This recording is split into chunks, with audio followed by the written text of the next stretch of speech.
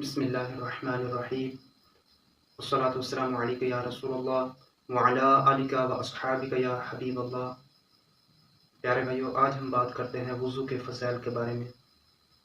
وضو کے کیا فضائل ہیں؟ حضور صلی اللہ علیہ وآلہ وسلم نے ارشاد فرمایا، جب آدمی وضو کرتا ہے تو ہاتھ دھونے سے ہاتھوں کے، چہرہ دھونے سے چہرے کے، سر کا مسح کرنے سے سر کے اور پاؤں دھونے سے پاؤں کے گناہ جھڑ جاتے ہیں۔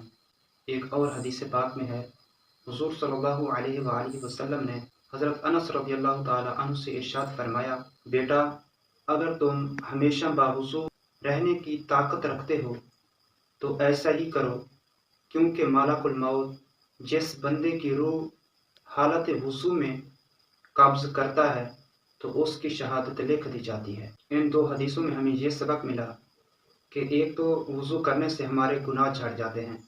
جب ہم وضو کرتے ہیں، ہاتھ دھوتے ہیں، تو ہاتھوں کے ساتھ ہمارے ہاتھوں کے ناخنوں کے بھی گناہ جھڑ جاتے ہیں۔ جب ہم چہرہ دھوتے ہیں تو چہرے کے ساتھ ہماری پلکوں کے بھی گناہ جھڑ جاتے ہیں۔ جب ہم مسح کرتے ہیں تو سر کے ساتھ کانوں کے بھی گناہ جھڑ جاتے ہیں۔ جب ہم پاؤں دھوتے ہیں تو پاؤں کے ساتھ پاؤں کے ناخنوں کے بھی گناہ جھڑ جاتے ہیں۔ دوسری حدیث سے ہمیں یہ سبق ملا، اگر ہم باوضو رہیں گے تو موت وضو کی حالت میں آ گئی تو شہادت کا مرتبہ لکھ دیا جائے گا، کیونکہ حضور صلی اللہ علیہ وآلہ وسلم کا فرمان ہے۔ علامہ عبد الوہاب شعرانی رحمۃ اللہ تعالیٰ علیہ فرماتے ہیں، ایک مرتبہ امام اعظم امام ابو حنیفہ رضی اللہ تعالیٰ عنہ کوفہ کی جامع مسجد کے وضو خانہ میں تشریف لے گئے تو وہاں ایک نوجوان کو دیکھا جو وضو کر رہے تھے، تو آپ رحمۃ اللہ تعالیٰ علیہ نے ان کے ہاتھوں پاؤں وغیرہ سے پانی کے قطرے گرتے ہوئے دیکھے تو آپ رحمۃ اللہ تعالیٰ علیہ نے فرمایا، اے نوجوان، تو ماں باپ کی نافرمانی سے توبہ کر لے۔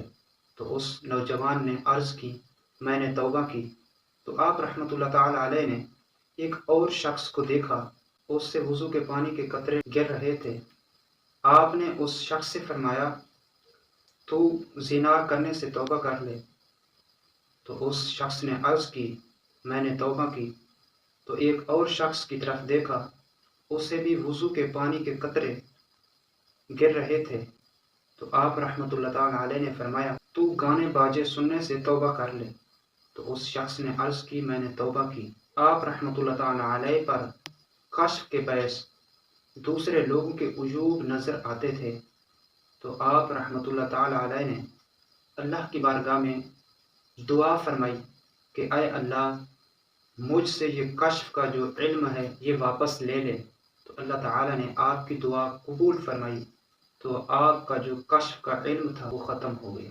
آمین بجاہ نبی الامین صلی اللہ تعالیٰ علیہ وآلہ وسلم۔ اگر آپ لوگوں نے میرا یوٹیوب چینل سبسکرائب نہیں کیا تو سبسکرائب کریں، لائک کریں اور شیئر فرمائیں۔ جزاک اللہ خیرہ۔